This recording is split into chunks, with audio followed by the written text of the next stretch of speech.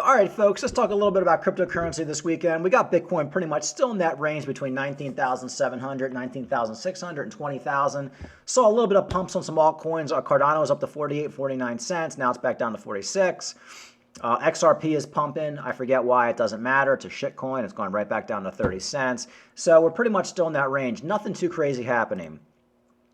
What's the big news? Well, for one, if the Ethereum merge looked like it went off without a hitch, even though Ethereum is dumping. So that's good. If you're in Ethereum, it looks like the merge, everything's so far so good. So, you probably don't have to worry about too much of a dump, although I do expect Ethereum to go under $1,000 during this bear market at some point. The other big news, Vasil hard fork coming up on June 23rd. Charles Hoskinson pretty much says everything's looking good. I'm starting to see the articles, folks. Trading expert says Cardano could run towards $1 around the Vasil hard fork. I don't think that's happening, and I've been saying that for months. If we were going to have a Vasil hard fork, we would have had it. Cardano is not even moving right now. There's no buy the rumor, sell the news. Cardano has done nothing, and that's because they canceled the hard fork twice, and people just lost interest.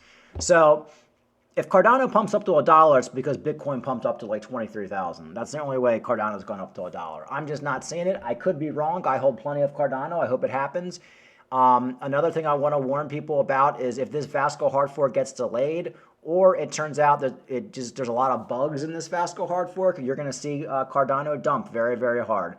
This is make or break time for Cardano. This hard fork has to go off without a hitch. In fact, if there's problems with this Vasil hard fork, I'll probably dump most of my Cardano and put it into something else. Because if Ethereum did it, Cardano can do it. And I think it's going to go off without a hitch. But this is the kind of thing you need to be paying attention to, folks. There's hype around this. If Charles Hoskinson fudges this up and it turns out to be a disaster, I'm out of Cardano, at least for now. I don't think that's going to happen. But this is crypto. Every coin other than Bitcoin, Bitcoin's a coin you can buy, put it in the safe, don't even look at it for 10 years. All these other coins are not like that. You have to be paying attention because look at Luna. It went to zero. Cardano could go to zero too. XRP can go to zero. Ethereum can go to zero. Every coin can go to zero. Less likely Bitcoin's going to go to zero. But this crap has to go off without a hitch. Okay?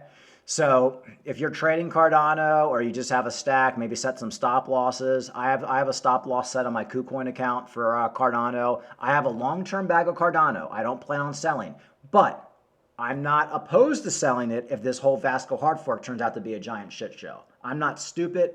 I've held coins into the gutter before, and I'm not going to do it again. Now, there's a 99% chance in my mind everything's going to go all fine. I trust Charles Hoskinson, but I'm saying you got to be paying attention. You got to be paying attention. You can't just buy these coins and hold them and be like, oh, everything's going to be okay. No, because a lot of times it's not okay. Okay? So that's what's going on with Cardano, and you're starting to see that news. The other big story is the White House calls for more regulations as cryptocurrencies grow. You're starting to see that. I've been saying one of the main reasons that you're not seeing the US-based YouTubers like BitBoy and all these other guys promoting the Bybit anymore and the scam projects. They're going to tell you because they care about you. That's why they're doing it. No, they're doing it because the SEC has sent letters to YouTubers who did it. I know this for a fact. I don't know if they sent one to BitBoy, but I know another YouTuber who they sent one to. The SEC is watching these YouTubers and watching the crypto market like a hawk, and they should be. The US-based YouTubers cannot get away with scamming people anymore by promoting Bybit, leverage trading, and scam coins like PAMP token like that BitBoy is promoting. The SEC is on top of it, and that's great. The SEC is always one step behind the curve. I was big in the penny stocks before I got into crypto. A lot of the penny stocks I traded, everybody knew they were a scam. And not until 7, 8. One big one, I was in the Bevco company out of North Carolina. Everybody knew it was a scam 7 years ago. The guy just went bankrupt last year. The SEC shut him down 3 or 4 years ago, sued him into bankruptcy for millions of dollars. And that's what's going to happen to a lot of these YouTubers. If you're a YouTuber, US-based, who is promoting Bybit, leverage trading, that's illegal in the USA. You're promoting it to a US-based audience, okay? And you're a US-based YouTuber. I guarantee you within the next few years, you're going to be sued by the SEC into bankruptcy. I've seen it in the penny stock market. It's going to happen here too. That's why they're not doing it anymore. And I wouldn't be surprised if you see a lot of videos getting deleted.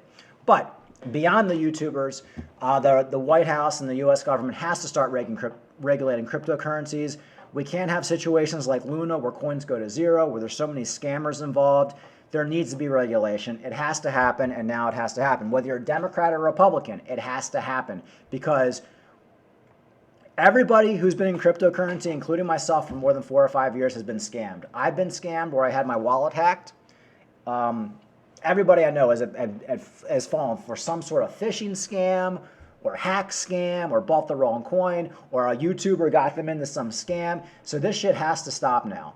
And like I said, that's why the US-based YouTubers aren't promoting Bybit anymore, because they don't want to get sued into oblivion or go to jail. And I'm sorry, folks. I know that offends a lot of people. Oh, you should be allowed to do whatever you want in the USA. Okay, but we have rules. If Bybit's illegal in the United States, and me, I'm based out of America, and I start shilling Bybit, and I get paid by Bybit to shill it, that's a crime. I'm sorry. They put people in jail for that. You got to be stupid to be a US-based YouTuber and shilling Bybit. The guys who did it will end up getting sued by the SEC. That's my personal opinion, just from my experience in the penny stocks. So that's why they don't do it anymore, and that's good, because they got so many people wrecked. Basically, you would go to Bybit, they would get a cut. Then when you would trade on leverage on Bybit, they would also get a cut. So whether you made money or lost money on Bybit, they would get a cut.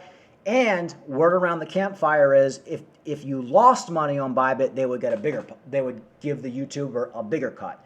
Totally scammed. So if you see any YouTuber that promoted you Bybit, 100% they're a scammer. And we know who they are. And they all have bad reputations right now. They all have bad reputations. So, and most of them are fat slobs with criminal records. You know, it's just the way it is. They're the same kind of people who were selling mortgages in 2008. You know, a lot of the dumbest people in my high school got into mortgages. I'm talking people who are criminals, stealing cars, crackheads, cokeheads. They all ended up selling mortgages in 2008 because anybody can do it. They made a few $100,000 a year for a couple years, then it all crashed. They're the same people shilling in these crypto projects right now who are shilling you Bybit and PAMP token and all these scams. The same people. Do a background check on the guys who are shilling you PAMP token and Bybit. They're all crackheads. They were all arrested for beating up cops. They're just like the scum of the earth. So thank God the SEC and the federal government is starting to clamp down on cryptocurrencies and the scumbags behind them and the scumbags shilling them. All right, that is pretty much it, folks. I think everything's overall bearish in cryptocurrency right now. I'm not really buying anything. I'm looking for a major dip. Like I've said before, I think this year is going to suck. I think it's going to be depressing. We have not capitulated. Some of my dumbest friends are still have not capitulated. They're still all happy-go-lucky. Think about it. All the people you know who got into cryptocurrency last year or the year before, they have to capitulate, okay? And that hasn't happened yet. So I expect to see a $12,000 to $15,000 Bitcoin at some point in the next 6 months. I expect to see Ethereum under $1,000. I expect to see BNB well under $200. XRP 10 cents, Cardano 25 to 30 cents. The list goes on. Matic's actually under 80 cents now. Matic has lost a lot of its luster right now, so you'll probably be able to get Matic pretty soon for under 70 cents. That's why I told people, hold off. Do not buy this fucker at 90 cents. It's way too high. If I can get myself some Matic, Matic is the next coin I will be putting a lot of money into if it gets to my price levels. And I really want to get it for under 70 cents at this point. All right, folks, everything's kind of bearish. We're in a range, though. Nothing's crazy. When Bitcoin breaks 19,000 and goes under 18,000, I think that's when, you know, a lot of people are going to capitulate, and we're going to see one more massive dump into the oblivion, and then hopefully starting next year into 2023, we start to come out of this crap. But I don't think we're not going to hit all-time highs until minimally 2024, until the next Bitcoin halving. That's just, it's like a no-brainer at this point. All right, have a good weekend.